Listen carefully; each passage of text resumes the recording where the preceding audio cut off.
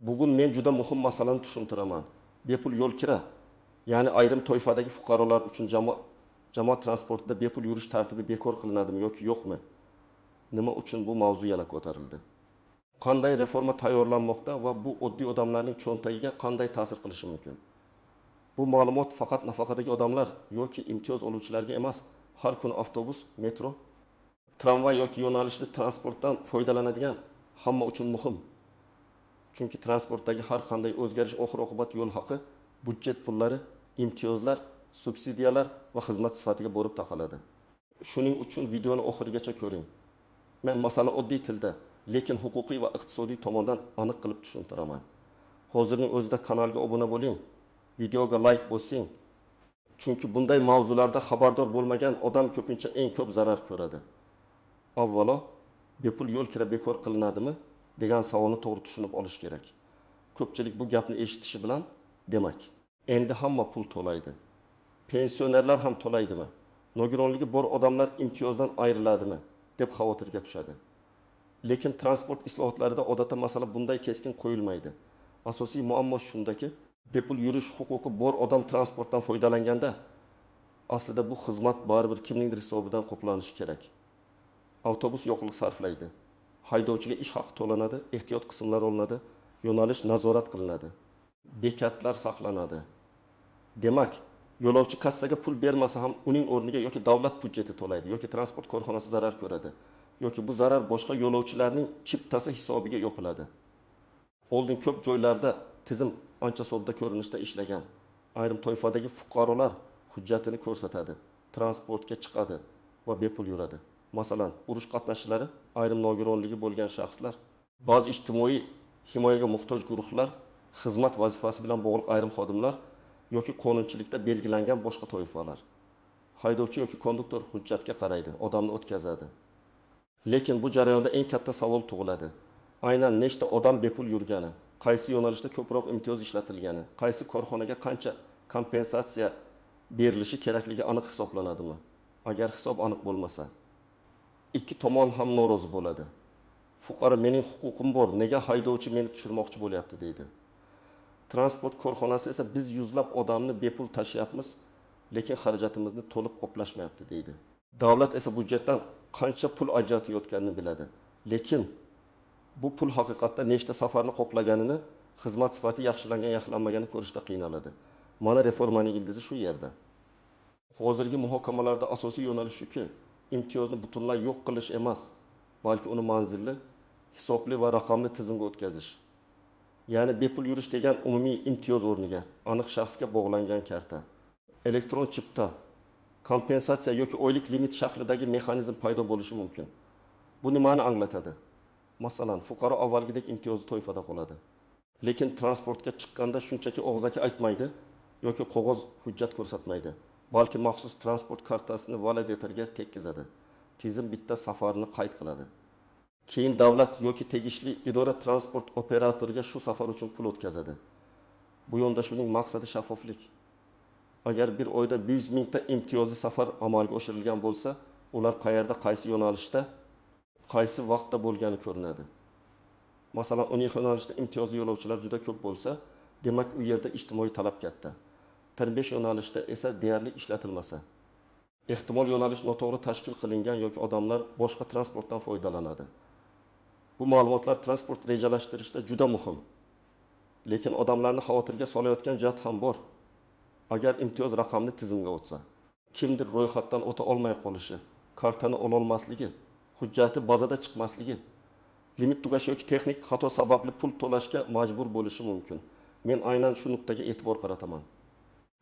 Reformaning yaxshi yoki yomonligi faqat qarorning nomiga emas, uning amalda qanday tashkil etilishiga bog'liq. Birinchi navbatda doimiy ravishda bepul yo'l kira imtiyozdan foydalanadiganlar hushyor bo'lishi kerak. Agar siz har kuni poliklinikaga, ishga, o'qishga, ijtimoiy xizmat markaziga yoki boshqa joyga transportda qatnasangiz, yangiliklarni befarq kuzatmaslik kerak. Chunki tartib o'zgarsa sizdan yangi karta olish, hujjatlarni yangilash yoki ma'lumotlarni elektron bazaga kiritish talab qilinishi mumkin. Masalan, 68 yoshli pensioner har kuni ertalab 2 marta avtobusda yuradi. Uyidan poliklinikaga, keyin bozordan qaytadi. Agar bitta yo'l haqi 2000 so'm bo'lsa, kuniga 4000 so'm, oyiga 25 kun yursa 1000 so'm bo'ladi. Agar u bepul yurish huquqiga ega bo'lsa, bu uning uchun katta yordam. Lekin yangi tizimda u transport kartasini vaqtida rasmiylashtirmasa, birinchi oyda o'zi to'lab yurishga majbur bo'lishi mumkin. Bu yerda muammo imtiyoz bekor qilinganda emas, rasmiylashtirish jarayoni kechikkanda paydo bo'ladi. Yana bir misol, nogironligi bo'lgan fuqaro haftasiga 3 marta reabilitatsiya markaziga boradi. Har borishda ikki tomonga qatnaydi, ba'zan hamrohi bilan yuradi. Agar imtiyoz faqat fuqaroning o'ziga tegishli bo'lsa, hamroh masalasi alohida ko'rib chiqilishi kerak. Chunki ayrim holatlarda nogironligi bo'lgan odam mustaqil harakatlana olmaydi. Agar tizim buni inobatga olmasa, qog'ozda imtiyoz bor, amalda esa odam baribir qiynaladi. Uchinchi misol, ijtimoiy himoyaga muhtoj oila farzandi kollej yoki universitetga qatnaydi. Oilaning daromadi past, transport xarajati esa oyiga 1-2 ming yoki 200 ming so'mga chiqadi. Agar davlat hamma bepul yurmaydi, lekin eng muhtojlarga manzilli yordam beramiz desa, bu bola yordam olishi kerak. Lekin buning uchun oila ijtimoiy himoya yagona reyestri yoki tegishli bazalarda to'g'ri aks etgan bo'lishi zarur. Aks holda eng kerakli odam ro'yxatdan tushib qoladi. Agar siz imtiyozli toifaga kirmasangiz va oddiy yo'lovchi sifatida har doim yo'l haqini to'lab yursangiz, siz uchun asosiy savol boshqa. Reforma yo'l haqini oshiradimi yoki xizmat sifatini yaxshilaydimi? Chunki imtiyozlar tartibga solinsa, transport korxonalari tushumi aniqroq bo'ladi. Davlat subsidiyasi ham hisobliroq bo'ladi. Nazariy jihatdan bu avtobuslar soni ko'payishiga, kechikishlar kamayishiga, yo'nalishlar barqarorlashishiga xizmat qilishi mumkin. Lekin amaliyotda bitta xavf bor. Agar budjet kompensatsiyasi yetarli bo'lmasa, operatorlar narxni oshirishni so'rashi mumkin. Masalan, avtobusda kuniga 800 kishi yursa, shundan 1,5 nafar imtiyozli bo'lsa, korxona 1,5 safar uchun pulni kimdan olishini bilishi kerak. Agar bu safarlar uchun to'lov kechiksa yoki umuman qo'planmasa, operator xarajatni qolgan 6,000 yo'lovchi hisobiga yopishga urinadi. Bu esa oddiy yo'lovchi uchun narx oshishi yoki xizmat yomonlashishi degani. Shuning uchun men har doim aytaman, bepul yo'l kira masalasi faqat imtiyoz oluvchilarning masalasi emas. Bu butun transport iqtisodiyotining masalasi. Har bir bepul safar aniq hisobga olinmasa, butun tizimda adolatsizlik paydo bo'ladi. Birinchi maqsad haqiqiy ehtiyoj egasini aniqlash. Ayrim imtiyozlar tarixan keng berilgan bo'lishi mumkin, lekin vaqt o'tishi bilan kimdir daromadi yuqori bo'lsa ham imtiyozdan foydalanadi. Kimdir esa haqiqatan muhtoj bo'lsa ham tizimdan tashqarida qoladi. Davlat odatda mana shu nomutanosiblikni kamaytirishga harakat qiladi. Ikkinchi maqsad budjet pullarini nazorat qilish. Masalan, shahar transporti uchun yiliga katta mablag' ajratiladi. Agar bu mablag' falon korxonaga subsidiya deb umumiy berilsa, samaradorlikni o'lchash qiyin. Lekin har bir elektron safar bo'yicha kompensatsiya qilinsa, qancha odam tashilgani ko'rinadi. Bu korrupsiya qo'shib yozish asossiz xarajatlar xavfini kamaytiradi. Uchinchi maqsad transportni rejalashtirish. Qaysi bekatda odam ko'p chiqadi, qaysi soatda oqim kuchli, qaysi tumanda ijtimoiy qatnov ko'p. Bularni bilmasdan sifatli transport qurib bo'lmaydi. Elektron tizim bu ma'lumotni beradi. To'rtinchi maqsad imtiyozni pul ko'rinishida berish ehtimoli. Ba'zi mamlakatlarda odamga sen bepul yurasan deyilmaydi. Balki transport uchun ma'lum miqdorda oylik kompensatsiya yoki karta balansi beriladi. Masalan, oyiga 1,20 ming so'm transport limiti ajratiladi. Fuqaro undan avtobus, metro yoki boshqa jamoat transportida foydalanadi. Bunday usulda davlat xarajatni oldindan biladi, fuqaro ham o'z safarlarini rejalashtiradi. Lekin bu usulda ham ehtiyot bo'lish kerak. Agar limit haqiqiy ehtiyojdan kam bo'lsa, muhtoj odam zarar ko'radi. Eng katta xavf qog'ozda imtiyoz saqlanadi, amalda foydalanish qiyinlashadi degan holat. Masalan, tizim joriy qilindi, lekin mahallalarda tushuntirish ishlari yetarli bo'lmadi. Keksalar kartani qayerdan olishni bilmaydi. Nogironligi bo'lgan shaxs elektron ro'yxatda ko'rinmaydi. Haydovchilar yangi tartibni tushunmaydi. Validator ishlamaydi. Bunday paytda odamlar imtiyoz bekor bo'ldi deb qabul qiladi. Garchi rasmiy hujjatda bekor qilinmagan bo'lsa ham. Ikkinchi xavf hududlar o'rtasidagi farq. Toshkentda elektron to'lov transport kartasi, metro va avtobus tizimi nisbatan rivojlangan bo'lishi mumkin. Lekin viloyat markazida yoki tumanlarda yo'nalishli taksilar, xususiy tashuvchilar, naqd pulga asoslangan tizim ko'proq uchraydi. Agar reforma faqat elektron infratuzilma bor joyda yaxshi ishlasa, qolgan hududlarda odamlar noaniqlikda qoladi. Uchinchi xavf hujjatlar eskirgan bo'lishi. Fuqaroning imtiyozga huquqi bor, lekin guvohnomasi eski shaklda, ma'lumoti bazaga kiritilmagan, familiyasi pasportda o'zgargan. Yashash manzili yangilanmagan. Bunday mayda ko'ringan masalalar amalda katta muammo tug'diradi.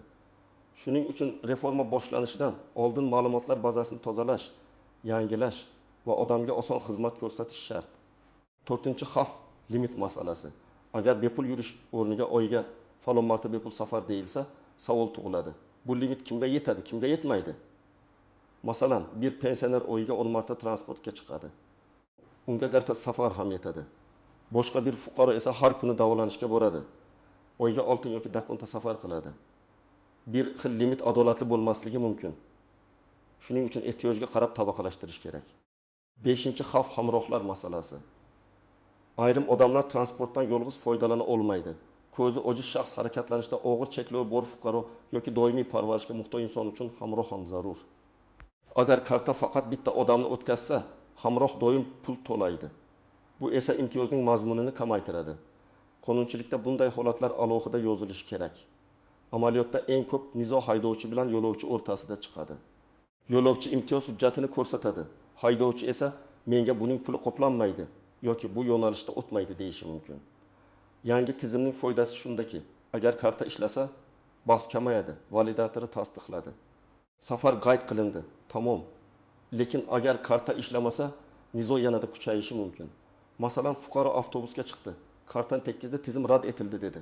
Sababi noma'lum, karta muddati tugaganmi, balans yo'qmi? Imtiyoz ro'yxati yangilanmaganmi? Validator aloqasizmi? Haydovchi avtobusni to'xtatib tura olmaydi. Yo'lovchi esa o'zini haq deb biladi. Bunday holat uchun aniq tartib bo'lishi kerak. Vaqtinchalik tasdiqlovchi hujjat, chal markaz, mobil ilova yoki transport nazoratchisining tezkor yechimi. Menimcha, reforma muvaffaqiyatli bo'lishi uchun faqat qaror chiqarish yetmaydi. Har bir haydovchi, nazoratchi, kassir, mahalla xodimi va ijtimoiy xizmat mutaxassisi bir xil tushuntirishga ega bo'lishi kerak. Aks holda bir tumanda boshqacha, boshqa tumanda boshqacha qoida aytiladi. Odamlar esa ishonchini yo'qotadi. Endi eng muhim qism. Siz hozir nima qilishingiz kerak? Birinchi navbatda o'zingiz qaysi imtiyozli toifaga kirishingizni aniqlang. Buni taxmin bilan emas, hujjat bilan tekshiring. Sizda pensiya guvohnomasi nogironlikni tasdiqlovchi hujjat, urush yoki mehnat faxriysi guvohnomasi, ijtimoiy himoya reyestridagi ma'lumot, o'quvchi yoki talabalik maqomi, xizmat guvohnomasi bo'lishi mumkin. Har bir imtiyozning manbai alohida bo'ladi. Shuning uchun qo'shnim bepul yuradi. Demak, men ham yuraman degan yondashuv noto'g'ri. Ikkinchi qadam, hujjatlaringizni yangilang. Pasport yoki ID karta amal qilish muddati, JSHR raqami, yashash manzili, familiya va ism yozilishi, nogironlik guruhi yoki muddati. Pensiya ma'lumotlari bazalarda to'g'ri ko'rinishi kerak. Agar siz elektron tizimda chiqmasangiz, imtiyozdan foydalanishda muammo bo'lishi mumkin. Buning uchun yagona interaktiv davlat xizmatlari portali, davlat xizmatlari markazi, mahalla, tuman ijtimoiy himoya bo'limi yoki tegishli tashkilotga murojaat qilish kerak bo'ladi. 3-qadam, transport kartasi yoki elektron to'lov vositasini oldindan rasmiylashtiring. Agar siz yashayotgan hududda karta tizimi bo'lsa, uni qayerdan olishni aniqlang. Odatda bunday kartalar metro kassalari, transport xizmat markazlari, bank ilovalari, to'lov operatorlari yoki maxsus punktlar orqali beriladi. Karta olganda shunchaki plastikni olish yetmaydi. U sizning imtiyoz maqomingizga bog'langan bo'lishi kerak. Aks holda oddiy karta sifatida ishlaydi va pul yechadi. 4-qadam, murojaat yozishni o'rganing. Agar sizning imtiyozingiz tan olinmasa, og'zaki bahslashib yurishdan ko'ra yozma murojaat qiling. Murojaatda ism, familiyangiz, pasport yoki ID ma'lumotlari, telefon raqamingiz, imtiyoz turi, qaysi hujjat asosida berilgani, qaysi transportda muammo bo'lgani, sana va vaqtni aniq yozing. Masalan, men falon sanada, falon yo'nalishdagi avtobusda imtiyozli kartadan foydalana olmadim. Validator rad etdi. Sababini tushuntirish va imtiyoz maqomimni tekshirib berishingizni so'rayman. Bunday murojaatni transport boshqarmasi, hokimlik, ijtimoiy himoya organi yoki davlat xizmatlari orqali yuborish mumkin. 5-qadam, dalil saqlang. Agar sizdan asossiz pul talab qilingan bo'lsa, chiptani saqlang, avtobus raqamini yozib oling, yo'nalish raqami, vaqt va bekatni qayd qiling. Agar karta ishlamagan bo'lsa, ilovadan screenshot yoki SMS xabarini saqlang. Bu dalillar keyin muammoni hal qilishda yordam beradi. Shunchaki kecha avtobusda o'tkazishmadi desangiz, tekshirish qiyin bo'ladi. Agar oilangizda keksalar, nogironligi bo'lgan shaxslar yoki ijtimoiy himoyaga muhtoj odamlar bo'lsa, ularga o'zingiz hal qiling deb tashlab qo'ymang. Ko'p hollarda aynan ular elektron karta, ilova, davlat xizmatlari, JSSHIR, SMS tasdiqlash kabi narsalarda qiynaladi. Siz ularga hujjatlarni tekshirishda, karta olishda, murojaat yuborishda yordam bering. Masalan, onangiz yoki otangizning imtiyoz hujjati bor, lekin yangi karta tizimiga ulanmagan. Siz bir kun vaqt ajratib, hujjatlarni tekshirib, transport karta punktiga olib borib, ulash jarayonini yakunlasangiz, keyingi oylar davomida ular ortiqcha asabiylashmaydi. Aks holda, ular har kuni haydovchi bilan tortishib, uyga ranjib qaytishi mumkin. Talabalar va o'quvchilar uchun ham vaziyat alohida. Agar chegirma yoki imtiyoz elektron bazaga bog'lansa, ta'lim muassasasi ma'lumoti to'g'ri kiritilgan bo'lishi kerak. Talaba o'qishdan chetlashtirilgan, akademik ta'tilda yoki boshqa ta'lim shakliga o'tgan bo'lsa, imtiyoz avtomatik to'xtashi mumkin. Shuning uchun dekanat yoki o'quv bo'limidan ma'lumotlarning yangilanganini tekshirish foydali. Men bu yerda eng muhim narsani alohida ta'kidlayman, bekor qilish bilan tartibga solish bir xil emas. Bekor qilish degani imtiyoz huquqi butunlay olib tashlanadi. Endi avvalgi toifa ham pul to'laydi. Tartibga solish esa imtiyoz saqlanadi, lekin undan foydalanish usuli o'zgaradi. Karta, elektron ro'yxat, limit, kompensatsiya, ariza yoki qayta ro'yxatdan o'tish talab qilinadi. Lekin oddiy odam uchun farq shundaki, agar tartibga solish yomon tashkil qilinsa, u ham bekor qilishdek og'ir seziladi. Shu sababli men davlat organlari bunday reformada 3 ta narsani oldindan ta'minlashi kerak deb hisoblayman. Birinchisi, aniq va sodda tushuntirish. Ikkinchisi, imtiyoz oluvchilar uchun oson ro'yxatdan o'tish. Uchinchisi, texnik xatolar vaqtida odamni jazolamaslik. Agar fuqaro huquqqa ega bo'lsa, lekin tizim xatosi sababli kartasi ishlamasa, uni avtobusdan tushirish yoki jarima qilish adolatli bo'lmaydi. Bunday davrda o'tish muddati bo'lishi kerak. Masalan, eski guvohnoma yana 3 oy amal qiladi. Shu vaqt ichida hamma karta oladi. Yoki vaqtinchalik QR kod beriladi. Yoki hujjat bilan birga shaxsni tasdiqlovchi ID ko'rsatilsa, nazoratchi uni qabul qiladi. Mana shunday nozik mexanizmlar islohotning odamlar tomonidan qanday qabul qilinishini belgilaydi. Ko'pchilikni qiynayotgan yana bir savol: bepul yo'l kira tartibi o'zgarsa, oddiy yo'l haqi oshadimi? Bunga bir so'z bilan javob berib bo'lmaydi. Narx bir nechta omilga bog'liq. Yoqilg'i narxi, ehtiyot qismlar, haydovchilar maoshi, avtobus parki, kreditlar, subsidiyalar, yo'lovchi oqimi va imtiyozli safarlar ulushi. Agar reforma natijasida davlat imtiyozli safarlarni aniq qoplasa, operatorning daromadi barqarorlashishi mumkin. Bu narxni keskin oshirmaslikka yordam beradi. Lekin agar subsidiya kamaytirilsa yoki kompensatsiya kechiksa, operatorlar narx oshishini talab qilishi mumkin. Masalan, bitta avtobus kuniga 50 mingta safar tashisa, shundan 200 tasi imtiyozli bo'lsa, 200 safar uchun pul kelmasa, bu katta yo'qotish. Bunday yo'qotish uzoq davom etsa, avtobuslar ta'mirsiz qoladi, yo'nalishlar qisqaradi yoki narx bosimi paydo bo'ladi. Shuning uchun men narx masalasiga hissiyot bilan emas, hisob-kitob bilan qarash kerak deyman. Davlat ham, operator ham, jamoatchilik ham bitta savolga javob berish kerak. Bir yo'lovchini tashishning haqiqiy tannarxi qancha va kim qancha qismini to'laydi? Agar yo'lovchi 2 million so'm to'lasa, lekin haqiqiy tannarx 3500 so'm bo'lsa, 1500 so'mni kim qoplaydi? Budjet qoplaydimi? Reklama daromadi qoplaydimi? Yoki transport korxonasi zarar ko'radimi? Mana shaffoflik shu savollardan boshlanadi. Fuqarolar reforma bo'layotganini eshitsa, faqat xavotirlanib o'tirmasligi kerak. Odamlar aniq talablarni ko'tarishi lozim. Birinchi talab, imtiyozli toifalar ro'yxati ochiq va tushunarli bo'lsin. Kim bepul yuradi, kim chegirma oladi, kim kompensatsiya oladi, hammasi oddiy tilda e'lon qilinishi kerak. Ikkinchi talab, ro'yxatdan o'tish bepul va oson bo'lsin. Imtiyoz olish uchun odam 10 ta idora o'rtasida yugurmasligi kerak. Davlatda ma'lumot bo'lsa, idoralar o'zaro almashsin. Fuqaro faqat zarur holatda qo'shimcha hujjat olib kelsin. Uchinchi talab, o'tish davri bo'lsin. Yangi tartib ertadan kuchga kirib, bugun hech kim bilmay qoladigan bo'lsa, eng ko'p zarar ko'radiganlar keksalar va ijtimoiy himoyaga muhtojlar bo'ladi. Kamida bir necha oy tushuntirish, karta tarqatish, test rejimi, xatolarni tuzatish jarayoni kerak. 4-talab, shikoyat mexanizmi ishlasin. telefon raqami, Telegram bot, sayt, davlat xizmatlari orqali murojaat qilish imkoniyati bo'lishi kerak. Murojaatlar real ko'rib chiqilishi, javoblar esa o'rganilmoqda degan umumiy gap bilan yopilmasligi kerak. 5-talab, transport sifati ham yaxshilansin. Agar odamlardan elektron to'lov talab qilinsa, davlat ham o'z vazifasini bajarishi kerak. Avtobus vaqtida kelsin. Salon toza bo'lsin. Haydovchi qo'pol muomala qilmasin. Bekatlar tartibli bo'lsin. Yo'nalishlar, odamlar ehtiyojiga mos bo'lsin. Reforma faqat pul yig'ish tizimi bo'lib qolsa, jamoatchilik ishonmaydi. Demak, bepul yo'l kira masalasida eng asosiy gap shuki, hozir odamlar eshitayotgan reforma imtiyozlarini butunlay bekor qilishdan ko'ra ularni hisobli, manzili va elektron tizimga o'tkazish g'oyasi atrofida aylanmoqda. Lekin bunday o'zgarish oddiy ko'rinmaydi. Agar u puxta tashkil qilinsa, budjet puli aniq sarflanadi, transport korxonalari haqli kompensatsiya oladi. Imtiyoz egasi kamroq muammoga duch keladi. Agar pala partish qilinsa, huquqi bor odam ham avtobus eshigi oldida muammoga uchraydi. Men sizga maslahat beraman. Hujjatlaringizni tekshiring, imtiyoz maqomingizni aniqlang. Elektron karta kerak bo'lsa, oldindan rasmiylashtiring. Muammo bo'lsa, yozma murojaat qiling va dalillarni saqlang. Oila a'zolaringiz, ayniqsa keksalar va yordamga muhtoj insonlarga bu jarayonda ko'mak bering. Sizningcha, bepul yo'l kira saqlanishi kerakmi? Yoki manzilli kompensatsiya tizimiga o'tish adolatliroqmi? Fikringizni izohlarda yozing.